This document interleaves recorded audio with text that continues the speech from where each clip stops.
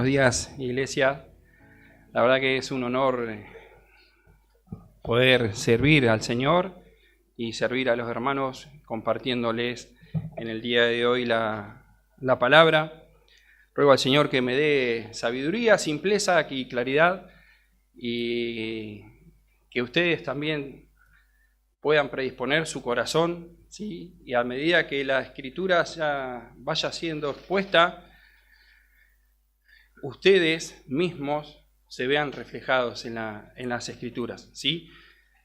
Antes de comenzar voy a exponerlo desde la versión Reina Valera 60, que creo que es la versión más popular, la más conocida entre nosotros, ¿sí? Y les ruego que yo voy a citar algunos textos más. No se vaya a buscar lo salvo que yo le diga, ¿sí? Pero aproveche que lo están grabando, que queda grabada después si tiene que revisar algún pasaje, pero no se pierda, no se vaya para un lado o para otro, así no se desenfoca, ¿sí? Y quiero comenzar contando una historia que cuando la leí me impactó de la misma manera que creo que ha impactado al pastor que le sucedió esto. Un pastor común y corriente, ¿no? Como cualquiera que ha sido llamado al ministerio, se encuentra con una hermana, ¿sí?, de la congregación, que su marido había sido diagnosticado con una enfermedad terminal, ¿no? Y no le quedaba mucho tiempo. Y luego de hablar, de estar con ella, de compartir un momento, ¿qué le dice el pastor? Lo que dice cualquier pastor, lo que dice cualquier hermano. La hermana: voy a estar orando por vos. A lo que la hermana le dice, le pregunta: ¿y qué vas a orar? ¿Qué es lo que vas a estar orando? Y lo que diría todo, ¿no? O sea, que Dios haga un milagro, que restaure la sanidad, que te dé fortaleza.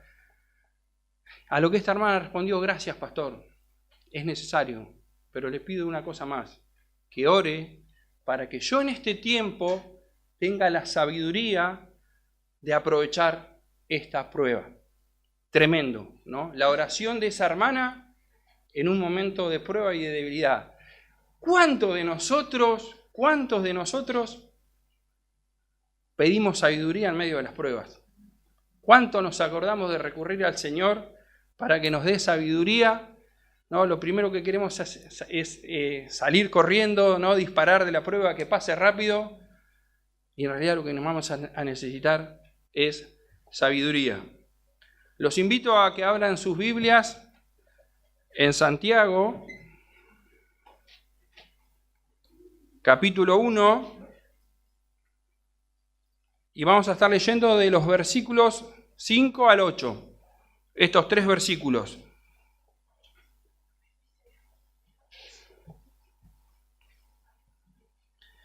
Y el texto dice así: si alguno de vosotros tiene falta de sabiduría, pídala a Dios, el cual da a todos abundantemente y sin reproche, y le será dada. Pero pida con fe, no dudando de nada, porque el que duda es semejante a la onda del mar, que es arrastrada por el viento y echada de una parte a otra. No piense, pues, quien tal haga, que recibirá cosa alguna del Señor. El hombre de doble ánimo es inconstante en todos sus caminos, ¿sí? Y la realidad, hermanos, que en las pruebas lo más probable es que todos tengamos falta de sabiduría. Si en este texto vamos a estar viendo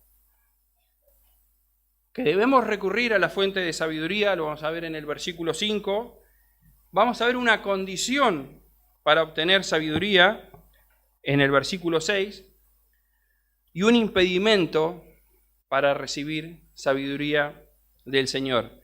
Y antes de desarrollar el pasaje, los quiero meter en el contexto. Recuerden que Santiago, el medio hermano de Jesús, le escribe, ¿no? Él siendo pastor de Jerusalén, le escribe a la iglesia que está pasando pruebas, la iglesia perseguida, no están pasando tribulaciones, y en los versículos previos les dice que tienen que tener gozo, que tienen que gozarse en medio de las pruebas, sabiendo que a través de las pruebas Dios va produciendo carácter, va formando, ¿sí?, la imagen de Cristo en ellos, ¿no? Que las pruebas no son cosas que vienen por ataques de Satanás, cosas que pasan porque sí, sino que son parte del plan de Dios para moldearnos a la imagen de Cristo.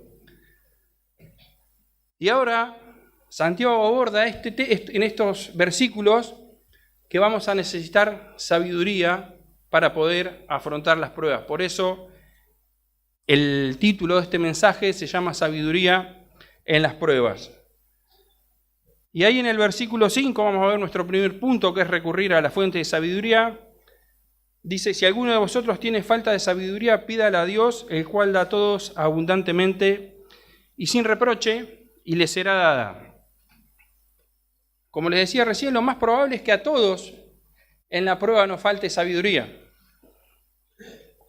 Acá, sin embargo, Santiago dice, y si a alguno, hay otras versiones que arranca con una pregunta, dice, ¿a alguno le falta sabiduría?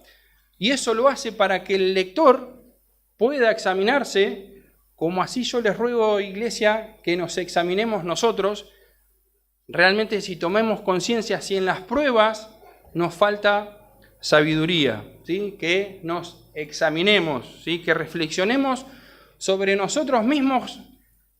¿Qué hacemos en las pruebas? ¿Cuál es nuestra reacción? Dice, tiene falta, ¿no? Ahí es un término que se usaba en el comercio, que es cuando no te queda saldo, ¿no? Cuando vas a comprar, no tenés saldo en la tarjeta. Bueno, eso es carecer de sabiduría. Y lo importante que hay que entender acá es qué es la sabiduría, ¿no? Muchas veces nosotros confundimos sabiduría con el conocimiento.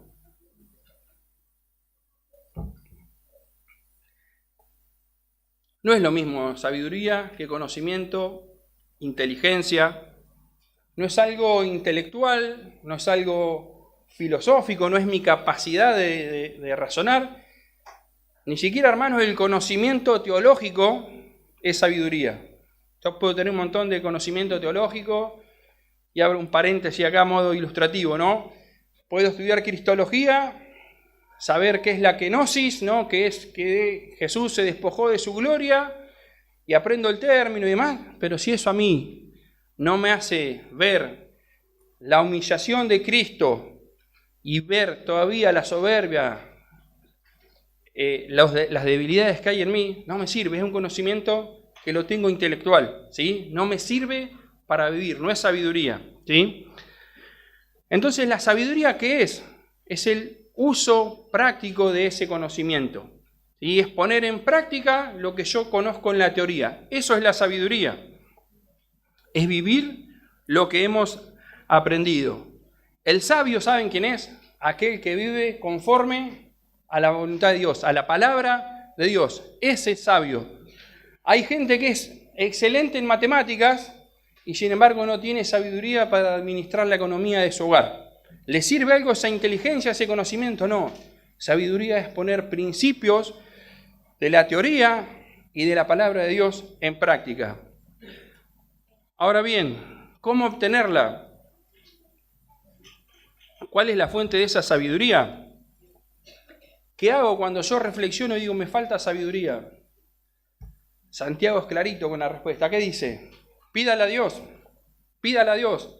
Creo que en la semana estuvieron estudiando, o por lo menos citaron este texto, Proverbios capítulo 2, en el versículo 6, que dice, porque el Señor da la sabiduría y de su boca viene el conocimiento y la inteligencia, ¿no? Es Dios nuestra fuente de sabiduría y de su boca, ¿no? Hoy la palabra la tenemos revelada en la Biblia, ¿no?, en la Escritura. Y luego vemos que después de esos versículos, ¿no?, a lo largo del capítulo 2 de Proverbios, vemos todos los beneficios que tiene alguien que vive sabiamente, ¿no?, que adquirió sabiduría. Dice que entenderá justicia y juicio y todo buen camino, ¿sí?, una forma de vivir. Cuando la sabiduría entre en tu corazón, la cordura te guardará, la prudencia te preservará, para librarte de todo mal camino, para librarte de la inmoralidad sexual, para que andes por el sendero de los justos, ¿no? Es un resumen de todo lo que va diciendo Proverbios capítulo 2, después de adquirir sabiduría. ¿Dónde la encontramos? En la palabra del Señor. Y Santiago dice, pídale a Dios. Y el pídale a Dios es un imperativo, es un mandato, ¿no? Es un mandamiento. Pero en la forma original de la frase, no dice pídala, dice continúe pidiendo, ¿sí? O que pida de manera continua. ¿Qué me dice eso? De una petición perseverante, constante, ¿sí? Es una acción continuada, ¿no? Donde yo voy a persistir en oración. Voy a citar un comentario de MacArthur, lo voy a citar textual. MacArthur dice, Santiago no está dando un consejo personal, sino una orden divina, y por lo tanto, nuestro clamor al Señor por sabiduría no es una opción, es un mandato. Y si un creyente sometido a prueba no se acerca al Señor y desarrolla una vida de oración más profunda, es probable que el Señor mantenga la prueba o incluso la intensifique hasta que su Hijo acuda al trono de gracia. Y en breve haré algún comentario, alguna reflexión sobre el por qué orar, ¿no? O el por qué Dios nos lleva a través de las pruebas y de la petición de sabiduría a orar y pasar tiempo con Él. Ahora, hermanos, en la oración, ¿sí? Buscando sabiduría en medio de las pruebas, lo que nosotros vamos a desarrollar es perseverancia y vamos a entender nuestra total dependencia de Dios. Somos dependientes, no somos autosuficientes, no somos personas que fuimos creados para hacer nuestra vida como se nos antoja, ¿sí? O sea, no fuimos creados para eso. Y Dios, a través de estas cosas, nos llama a eso, a que entendamos nuestra dependencia de Él.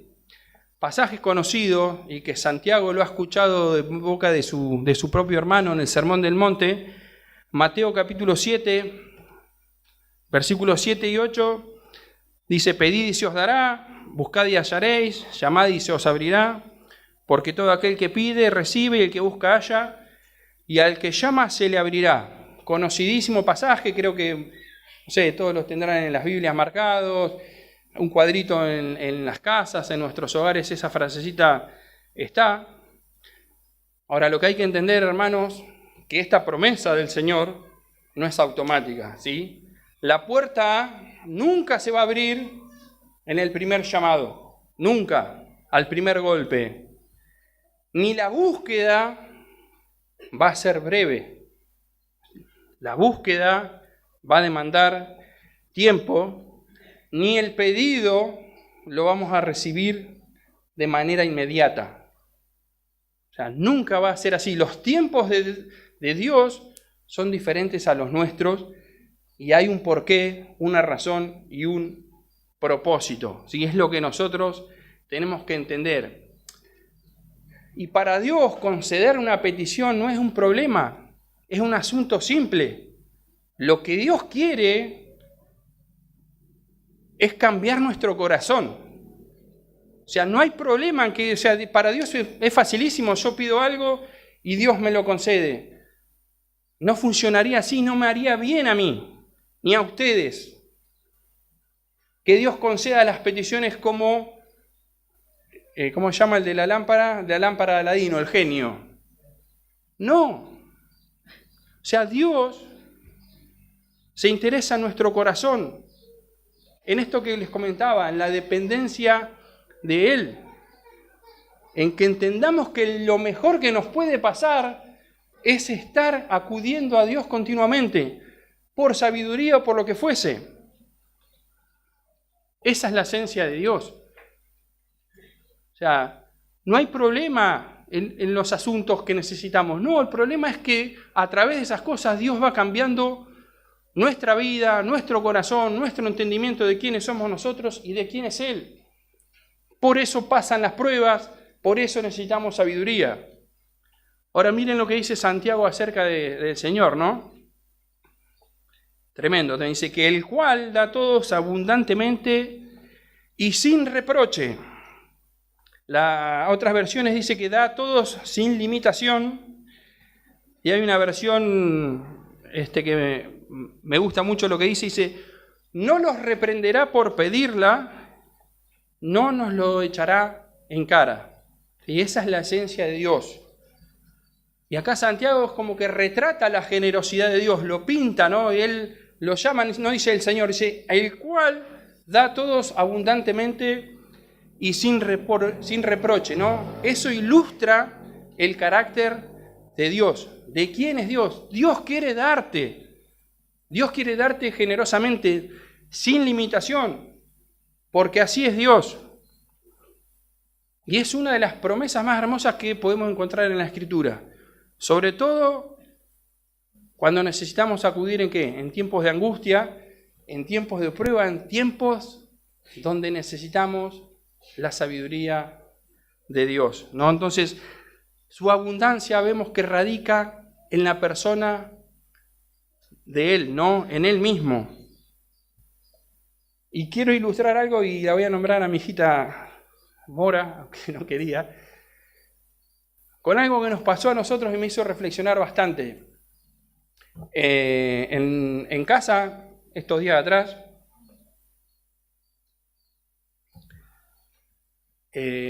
luego de tener nuestro tiempo de lectura bíblica y compartir alrededor de la mesa, estábamos sentados, mi señora, los nenes y yo, y no recuerdo qué pasaje, pero queríamos ilustrar de qué manera es Dios con nosotros, ¿no? Entonces le preguntábamos a los nenes, cuando a ustedes les pasa algo, cuando ustedes están en algún problema, cuando ustedes se golpean, ¿qué hacen papá y mamá? Queriendo decir qué es lo que hace Dios, ¿no? Y cuando le hacemos esa pregunta, tanto mi señora y yo pensamos que nuestros hijos iban a responder, papá y mamá vienen corriendo con los brazos abiertos y nos alzan a upa y nos llenan de besos, ¿sí? Y Morita, ella responde, cuando nosotros preguntamos qué hacen mamá y papá cuando a ustedes les pasa algo, Morita nos dijo, nos retan, se enojan. ¿Cómo, Morita? Y la verdad, a mí no, a mi esposa, a veces tiene razón. Como padres, ¿no? En nuestro dolor, porque le dijimos, no hagas eso, y después se terminan lastimando, golpeando por desobedientes. ¿Qué hacemos? En realidad no es que los queremos retar, es lo que nos sale de nuestro corazón pecador, ¿no? O sea, queremos ir a abrazarlos, queremos mimarlos, queremos que se le pase el dolor, pero le reprochamos, lo echamos en cara, te lo dije. Imagínense, nosotros nuestra torpeza, nos vamos a equivocar, metemos la pata, estamos en problemas, estamos pasando alguna prueba y vamos a acudir a Dios. Y Dios nos dice, te dije, ahí tenés la Biblia, ¿por qué no me hiciste caso? Y los 10 mandamientos. No. O sea, miren si Dios nos tratase así, como nosotros, no me miren así, porque creo que todos reaccionan así con sus hijos, o no, somos mi señora y yo los locos nada más, no, todos, ¿sí? Pero imagínense si Dios va a reaccionar como nosotros, ¿no? Si nos va a reprochar cuando nosotros le vamos a buscar ayuda. No, vemos que no, gracias a Dios que no. Y esa esencia de su carácter, de que Dios va a dar abundantemente, ¿sí? Y sin reprocharnos nada, también es la certeza de que la oración va a ser respondida. ¿Cómo termina ese versículo? ¿Cómo concluye? Dice, le será dada, ¿no? El carácter de quién es Dios es la seguridad a la respuesta de nuestra oración. No porque haya mérito alguno en nosotros, sino porque Dios es generoso, es abundante y la respuesta nos será dada.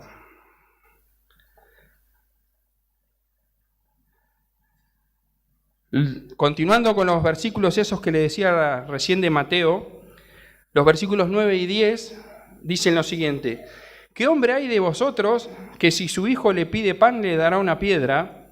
O si le pide un pescado, le dará una serpiente. Pues si vosotros, siendo malos, sabéis dar buenas dádivas a vuestros hijos, cuánto más vuestro Padre que está en los cielos dará buenas cosas a los que le pidan. Amén. Cuánto más Dios, que es bueno, va a dar cosas buenas a los que le pidan. El tema es que a veces pedimos cosas que no son buenas, ¿sí? Que para nosotros parece que sí, pero Dios en sabiduría dice, no, esto no. Pero las cosas buenas, como en este caso sabiduría, Dios en su bondad, en su beneficencia, nos la va a dar. Y antes de pasar al siguiente punto, hermanos, me gustaría que reflexionemos juntos, ¿no? O sea, ¿cuántos de nosotros, yo no sé si estoy muy cerca o muy lejos de esto? ¿Se escucha bien? Porque yo por ahí me acerco y me aturdo y ustedes me hacen, y se hacen así, de paso matan a alguna de las moscas que andan. No ser pentecostal, no estar revoleando algo ahora, porque hay bastantes moscas. ¿Cuántos de nosotros en una situación difícil recurre a Dios? Lo primero, o sea, de primera, ¿no? Porque a veces intentamos de un montón de maneras, de un montón de formas, y dejamos a Dios para lo último. O sea, ¿cuántos de nosotros oraría como oró la señora que conté la historia al principio? Pedir sabiduría para aprovechar la prueba, para aprovecharla, pedir esa sabiduría. ¿Cuántos de nosotros nos examinamos y vemos que nos falta sabiduría? Que no sabemos muchas veces qué hacer. Y pedir sabiduría es humillarse. Pedir sabiduría es reconocer que necesitamos depender de Dios, ¿sí? Es el punto para arrancar. Reconocer que no sabemos. Reconocer que no podemos hacerlo, ¿sí? O la otra, tenemos la concepción de Dios que tiene nuestra hija en nosotros. Pensamos que Dios nos va a reprochar algo porque metimos la pata, porque otra vez volvimos a cometer el mismo error. Entonces ahora ya Dios, me pedí perdón una vez, 2, no, 3 no, ya Dios ahora me lo va a reprochar. No, Dios da abundantemente y sin reproche.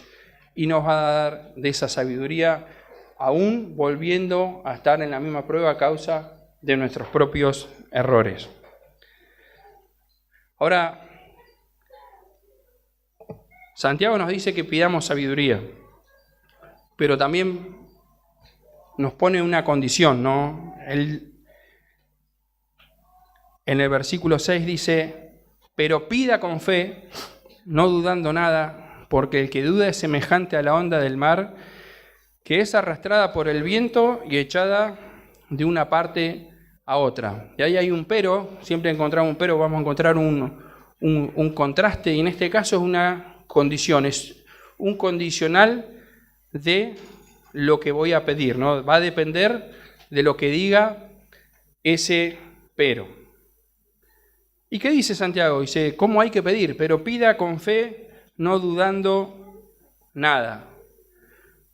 Y acá podemos decir que es una redundancia. Pedir con fe y no dudando nada es lo mismo, ¿sí? Y acá quiero hacer una aclaración que por ahí muchos de nosotros a lo largo de este tiempo hemos aprendido mal lo que es pedir con fe, ¿no? Y este versículo particularmente se ha prestado para muchos malentendidos. ¿Por qué? Porque hay una idea equivocada, un pensamiento que incluso nosotros podemos haber arrastrado de otras iglesias, es de que cuando Dios nos concede o no nos concede algo a nosotros, depende de nuestra fe, ¿sí? Si yo puedo tener fe con mucha intensidad y tengo fe, Dios me va a conceder lo que estoy pidiendo. Entonces depende de toda la fe que yo tenga, ¿sí? Y cuando la petición no responde, alguien me va a decir, no tuviste fe. Entonces se termina convirtiendo ¿en qué? ¿En la fe? ¿En qué? En la fe. ¿Sí? Depende de la fe que yo tenga. Y confundimos fe con tener algún pensamiento positivo, con desear algo con todo el corazón, con la fe. Son dos cosas diferentes. Voy a hacer un ejemplo gráfico con esto. ¿Sí? Se enferma un familiar, un hijo. Mi deseo de todo corazón, mi deseo de que todo corazón es que se sane, es que se salve, es que su salud sea restaurada. Ese es mi deseo y es lo que yo anhelo y es lo que quiero y es lo que pienso y es lo que está en mi corazón. Sin embargo, mi fe es descansar y confiar en Dios, en que si se salva, se sana o no se sana, está bien y Dios tiene razón. La fe está basada en la palabra de Dios, no en lo que mi corazón crea, no en lo que mi corazón sienta, no en lo que mi corazón desee. Si no estoy teniendo una corazonada, ¿no? Y no estoy teniendo fe. Fe es otra cosa. Fe, como la conocemos nosotros, como la canta Palito Ortega. Yo tengo fe que esto, que es fe en algo que va a pasar, que se te ocurrió a vos, que está en tu corazón. Pero no quiere decir que vos, por más que pienses algo y lo pienses y lo que desees y lo anheles con todo tu corazón, vaya a ser así. Porque puede ser que no. Y lo que yo tengo que saber es que si algo yo lo deseé con todo mi corazón y Dios obró de manera contraria, no es porque no tuve fe, es porque Dios así lo determinó. Entonces, es muy peligroso el pensamiento de la fe en la fe. Es muy peligroso porque cuando las cosas no suceden, viene el desánimo, el enojo, la frustración, y ni hablar si alguien te dice, eso sucedió porque vos no tuviste fe. La fe es otra cosa, hermanos. La fe es confiar en que pase lo que pase va a estar bien, en que reciba o no recibe lo que pida va a estar bien, ¿sí? En que lo que pase me duela o no me duela va a estar bien. Y va a estar bien no quiere decir que termine como yo quiero. Va a estar bien porque Dios lo determinó y yo confío en Él porque Él es digno de confianza. Eso es la fidelidad de Dios. Yo voy a confiar en los planes de Dios más allá que sean diferentes a lo que yo deseo en mi corazón. Eso es otra cosa. Fe es tener confianza profunda y personal en el carácter, el propósito y las promesas de Dios. Muchas veces nosotros confundimos lo que anhelamos con lo que Dios dijo. Ahora miren lo que dice Santiago. Dice que el que duda es semejante a la onda del mar que es arrastrado por el viento y echada de una parte a otra. El que duda es arrastrado por el viento y echado de una parte a otra. ¿Habrá acaso algún creyente que no dude? No existe. Todos dudamos. De hecho, una de las cosas por las cuales tenemos que pedir sabiduría es porque tenemos dudas, porque no sabemos qué hacer. Ni siquiera la duda es aquel, o el que duda es aquel que tiene pensamientos que nos den temor, que nos paralicen, ¿sí? Eso los vamos a tener todos. El que duda, ¿saben quién es? El que duda es el que no confía en que lo que Dios dice es mejor, ¿sí? Es lo más sabio y es lo más necesario para mi vida. Si yo dudo, no voy a querer eso y voy a querer hacer lo que yo quiero, lo que a mí me parece, ¿sí? El que duda es el que no acepta la voluntad de Dios y toma decisiones personales, aunque sean contrarias a la voluntad de Dios expresada en su palabra. Esa es la persona que duda. ¿Qué termina haciendo? Obedeciendo más a su corazón, su propia voluntad y sus deseos, que a lo que Dios dice. Y podemos dar 1000 ejemplos, ¿sí? Y no quiero extenderme ni irme por las ramas, pero podemos ver el más común a veces dentro de las de las iglesias, no con nuestros jovencitos, y acá a los solteros sobre todo les digo, y a las solteras, cuando Dios en su palabra dice que no se casen con un incrédulo, no es un capricho, ¿sí? Está expresada la voluntad de Dios ahí. Sin embargo, ¿qué terminamos haciendo muchas veces? El deseo de nuestro corazón. No, me quiero casar porque me quedo solo, porque después se va a convertir y tu vida termina en un problema peor. El problema que tenías, que era la soledad, o que te sentías solo, que se te pasaban los años. Después el problema es mucho mayor.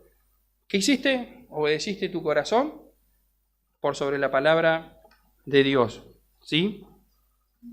Y lo ilustra de una manera excelente Santiago, ¿no? Santiago se crió en Nazaret, ¿no? Junto con Jesús y sus hermanos. A un lado tenía el mar de Galilea, hacia el otro había 30 kilómetros. El mar Mediterráneo, seguramente habrá visto las olas del mar, como nosotros lo habremos visto en la playa más de una vez, ¿sí? E ilustra la vida de alguien que duda, como esas olas del mar, ¿no? Que es un vaivén, que va ¿para dónde? Para lo lleva el viento, para acá, para allá, suben, bajan. No las olas de la orilla, que esas son todas iguales, sino las olas del mar, ¿no? Mar adentro. Vieron que no tiene dirección, ¿no? Van para allá, el viento va para el otro lado. Así es la vida de quienes, de los que dudan, ¿no? De los que no creen. Una vida sin dirección, sin norte.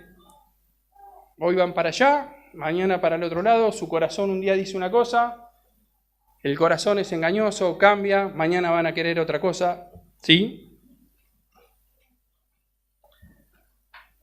Ahora, ¿en qué estamos teniendo nosotros nuestra confianza? ¿En aquel que es digno de confianza o en nuestro corazón?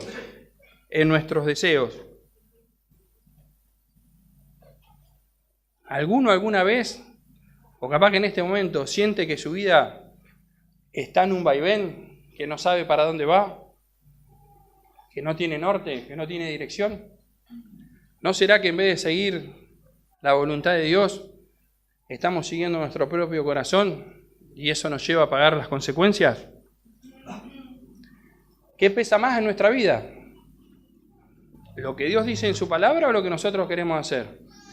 Si Dios me dice que yo tengo que amar a mi esposa, no depende de lo que ella haga o no haga, o como sea o deje de ser. Yo tengo que amarla porque entiendo que es lo mejor para mi vida, amar a mi esposa. Y si Dios me dice que yo no me afane por el dinero, si me va a faltar o no, yo no tengo que hipotecar o sacrificar mi vida, horas de mi familia, por ir a buscar más dinero para tener un beneficio personal, descuidando otras cosas. Y así podemos dar un montón de ejemplos de toda la Escritura.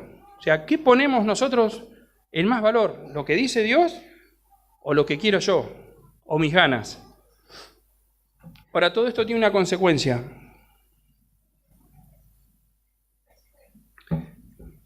Y la vamos a ver en el versículo 7 y 8, que es un impedimento para recibir sabiduría.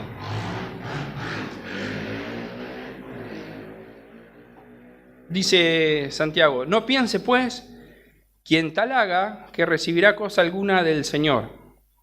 El hombre de doble ánimo es inconstante en todos sus caminos. Acá Santiago aclara que quien duda de esta manera no va a recibir nada del Señor. ¿Y cuál es la razón? Que esa es una persona de doble ánimo. Y déjeme explicarle qué es doble ánimo, porque a veces lo entendemos como que tiene que ver con nuestro estado emocional, ¿no? Si yo estoy de ánimo, hoy tengo un ánimo alegre y mañana estoy triste, ¿sí? Entonces, yo soy doble ánimo, porque a veces tengo ganas y a veces no. La realidad no tiene nada que ver con cómo nos sentimos. Una persona de doble ánimo, ¿sí?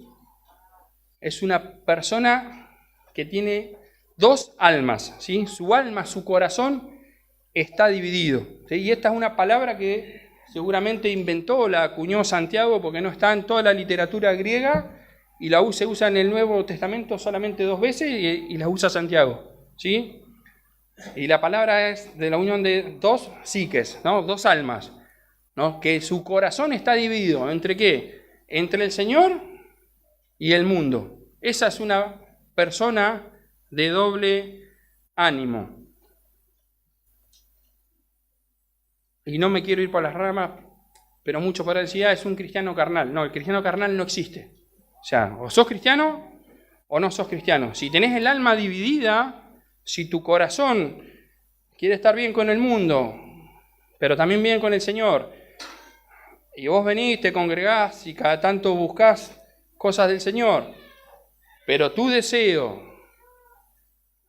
tus pasiones, tu corazón y tus pasos siguiendo tu corazón son conforme al mundo, tenés el alma dividida. Tu corazón está dividido, sos alguien de doble ánimo. O sea, en el alma, en su interior, el deseo es doble. La Nueva Traducción Viviente lo traduce fantástico. Dice, su lealtad, hablando del de doble ánimo, dice, su lealtad está dividida entre Dios y el mundo, y son inestables en todo lo que hacen, ¿no? Son personas que acuden al Señor cuando tienen algún problema, van, pero terminan, ¿qué? Siguiendo sus propios intereses carnales, ¿sí? ¿Y por qué no va a recibir nada del Señor? Porque Dios dice, no te voy a dar nada. No, porque a sí mismos se inhabilitan para recibir esa sabiduría. Sí, porque alguien que no considera lo que Dios dice en su palabra, que duda de la capacidad que tiene esa palabra, de la fidelidad que tiene esa palabra, está incapacitado para poder recibir sabiduría. No va a poder ser sabio porque no lo recibe, porque automáticamente lo rechaza. Si Dios te dice perdoná y vos sos vengativo porque querés vengarte, estás siguiendo tu corazón, ¿sí? No estás siendo sabio, ¿sí? Y dejando que Dios te moldee a través de la palabra. Hebreos 11:6, conocidísimo, que dice, sin fe es imposible agradar a Dios. No sin fe a veces dudar o no, sin fe es esto, desechar, descartar de lleno la palabra del Señor. Si yo voy a poner mi corazón por encima de la palabra del Señor, no voy a poder agradar a Dios. No estoy teniendo fe, estoy confiando en mí, estoy haciendo lo que yo quiero, ¿sí? Una persona que duda, de doble ánimo, siempre va a ir por su propio camino. Siempre va a tomar sus propias decisiones. Y siempre va a vivir su vida pensando en lo que es más cómodo para él y lo que le conviene, no en lo que determina el Señor. Ahora, lo que hay que ver, hermanos, primero nosotros, si no nos comportamos muchas veces así, ¿no? Como alguien de doble ánimo, y si esta es una práctica en nuestra vida, si nuestra vida está marcada por esto, porque el problema no es dudar o no dudar, el problema es que nuestro corazón sigue siendo un corazón no regenerado. Si nosotros en nuestra vida está marcada por ser alguien de doble ánimo, que desecho lo que Dios dice, ¿sí? Miren lo que dice Santiago en el capítulo 4, versículo 8, no dice, bueno, ustedes los de doble ánimo, despejen sus dudas, traten de querer un poquito. ¿Saben lo que dice? Purifiquen su corazón. Y unas palabras más adelante dice, pecadores, cuando habla de esos. ¿No será, hermanos, iglesia, que nos está costando muchas veces porque necesitamos realmente ser salvados? Miren lo que dice MacArthur. Y lo voy a citar textual y ya voy terminando. No les dije que iban a ser 40 minutos, pero voy a andar por ahí. MacArthur sobre este pasaje dice, sobre la persona de doble ánimo, dice, aunque afirma ser creyente, su conducta muestra que es un incrédulo. Cuando pasa por una prueba dura, acude a los recursos humanos en vez de confiar en que el Señor lo ayudará y le dará la solución. Muestra que es un incrédulo. Concuerdo plenamente con este comentarista. No porque lo hice el comentario, porque en la misma carta Santiago se refiere de esa manera. Y acá es importante, iglesia, por la salud de la iglesia, que nosotros entendamos esto. Que si hay alguien que es así, lo llamemos como tal, que pongamos las cosas por su nombre. No quiere decir que ahora salgamos con la lupa y empecemos a investigar a ver si es un de doble ánimo, ¿no? Si es creyente o no, y cuando encontramos a alguno, lo apedreamos en el rincón. No, pero es necesario que la iglesia aprenda a diagnosticar bien para dar un tratamiento eficaz. ¿Sí? Si ustedes van al médico, ¿y dónde está Vicente? Acá, que trabaja en medicina, y yo voy a verlo a él, y él, cuando me examina, en el diagnóstico me lo da errado, me va a dar un tratamiento que no, tengo cáncer y me va a dar una aspirineta, ¿no? No me va a servir. Entonces lo que nosotros tenemos que entender, iglesia, y no nos tiene que dar temor ni nada, es entender que si hay algún hermano que no es creyente, lo mejor que podemos hacer es ayudarlo a que entienda el Evangelio, que necesita arrepentirse, que pueda él verse reflejado en la Escritura y pueda acudir al Señor para salvación. No tengamos miedo en ayudar a las personas que están en esa situación, porque lo peor que podemos hacer, ¿no?, es hacer algo terapéutico y que se sienta bien y más, y no confrontarlo con su condición, con la realidad de su corazón, que es una persona de doble ánimo. Y nosotros también, cada uno, además de como iglesia, cada uno se examine, y si alguno llega a notar en su vida, que yo la verdad vengo cada tanto, sí, no, me cuesta, me alejo, me acerco, creo pero no creo, corra al Señor, corra al Señor. Corramos al Señor, que va a dar no solamente sabiduría sin reproche y abundantemente, vida eterna, gracia abundante. Podemos todavía correr y recurrir a Él. Concluyendo ya, hermanos, reconozcamos en los momentos de la prueba nuestra necesidad de sabiduría, ¿sí? Oremos por sabiduría para poder aprovechar esas pruebas, lo que estamos transitando. Pidamos a Dios, basado en su esencia, en su carácter, en su majestad, en su bondad, en su santidad, pidamos esa sabiduría, que Él por gracia nos la va a otorgar. Y no dudemos, hermanos, que si nuestra alma aún está dividida, podemos encontrar en Él salvación sin que Dios nos reproche nada. Amén. Dios lo bendiga, hermano. Oramos. Padre Celestial, gracias, Señor, por haber oído tu palabra. Rogamos, Señor, que tengamos la sabiduría de ponerla en práctica, Señor, que no quede solamente en nuestro entendimiento, en nuestro intelecto, sino que también, Señor, la guardemos en nuestro corazón, nos examinemos a la luz de tu palabra, Señor, y que podamos, Señor, con toda sabiduría ponerla en práctica, Señor. Y si hay alguno, Padre, que entendió que su alma, su corazón, sus deseos, Señor, están divididos, Señor, y entendió que sigue amando al mundo, Señor.